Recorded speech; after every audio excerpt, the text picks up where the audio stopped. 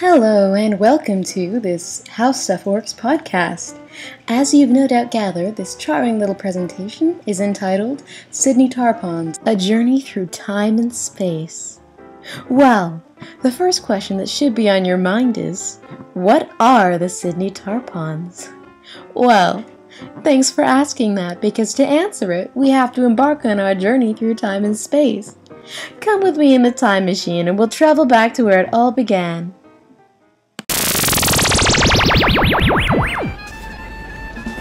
Ah, yes.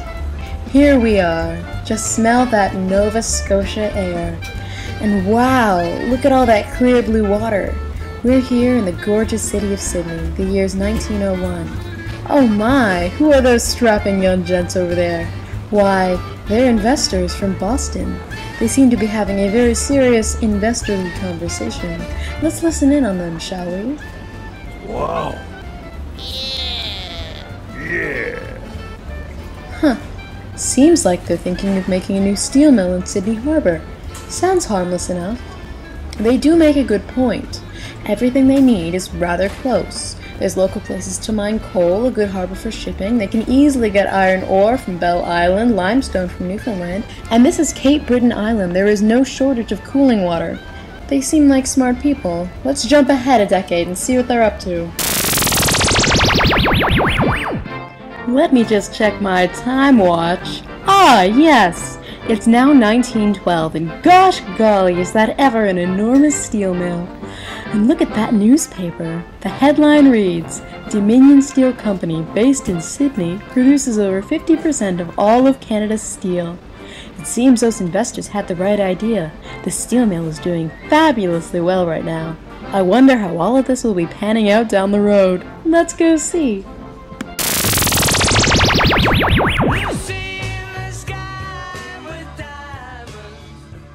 The year is now 1962, and the Sydney Harbor is still marked with that enormous steel plant. But what's this? It seems all the operations within have been shut off. According to my time gadget, a few years after our last visit, the revenue went down and down from the steel plant until it was dragging Nova Scotia's entire economy down with it. It was soon abandoned and left derelict in the middle of Sydney. Apparently, it was also used as storage for coal and coal byproducts for a long while before its abandonment. But this isn't the end of the Sydney Steel Mill's legacy. If it were, the tar ponds wouldn't exist. Come on, we're going to the 80s.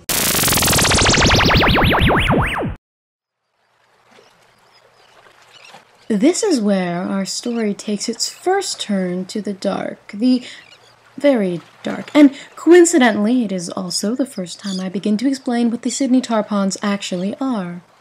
So now we're in the 80s, 1980 exactly to be precise. I've come to stand on the edge of a dock where I can see some very concerned researchers brooding over some very unhealthy-looking lobsters. As it turns out, these lobsters bear the very first signs of what will eventually be, spoiler alert, the site of the worst hazardous waste catastrophe in Canadian history. Those researchers over there come from the Department of Fisheries and Oceans, and they've got good reason to be concerned with these lobsters. They've discovered high levels of PCB, mercury, lead, and PHAs in the Sydney Harbor's lobster population. In case all those names went over your head, in layman's terms, the lobsters were poisoned. This was very, very bad and a big danger to public health. Oddly enough, the government wouldn't actually shut down the fishing of lobsters for another 2 years, despite knowing that they had become dangerous to humans. This late response will become a trend in the case of the Sydney Tar Ponds. But don't take my word for it. Hike up your pants and follow me back into the time machine. We've got more history to witness.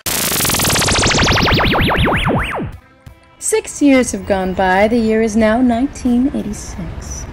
Do you remember all of that gorgeous blue water we saw back in 1901?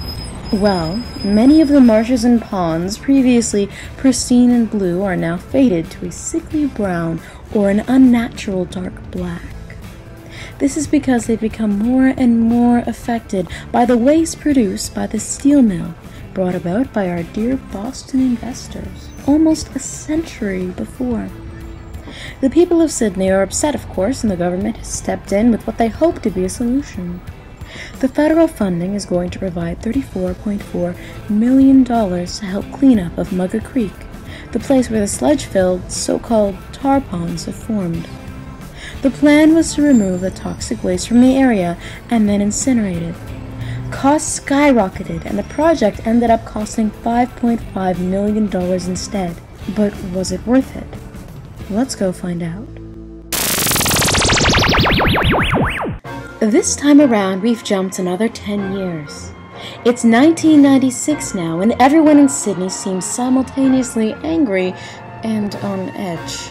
This is a fair reaction because earlier today the government announced that their $5.5 million incineration and sanitation project on Mugger Creek was an utter failure. Nothing has gotten better. In fact, things have started to get much, much worse. The cancer rates in Sydney have become enormously above the average, and people do not feel safe anymore. Tests on the tar ponds have yielded startling results, most unsettling of which is that the toxic sludge contains deadly chemicals such as arsenic.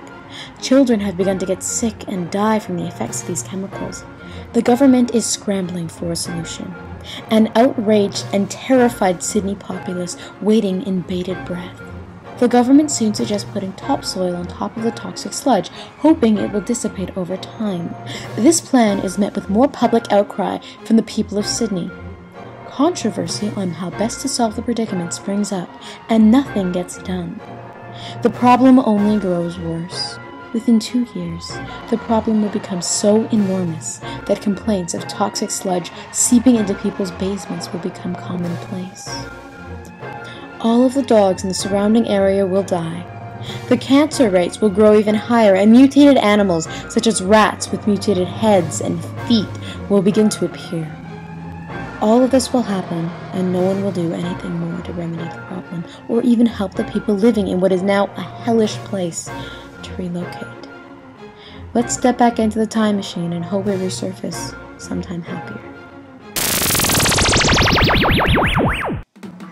We've taken a running jump and ended up all the way in 2007.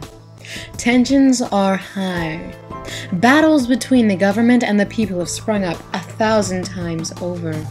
Citywide lawsuits against the government have appeared, outrage for their refusal to relocate them based on what is widely suspected to be generously government-friendly data, claiming that the people of Sydney are in no danger when death rates prove they clearly were. Back in 2001, a woman named Elizabeth May even committed to a 17-day hunger strike, demanding the relocation of Sydney residents, but it was to no avail.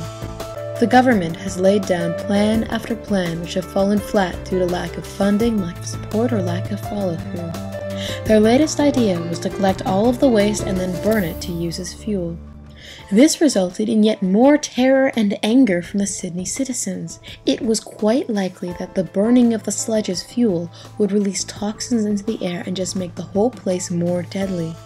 Now, in 2007, the suggestion the government brought up back in 1996, burying the waste, is now put back on the table.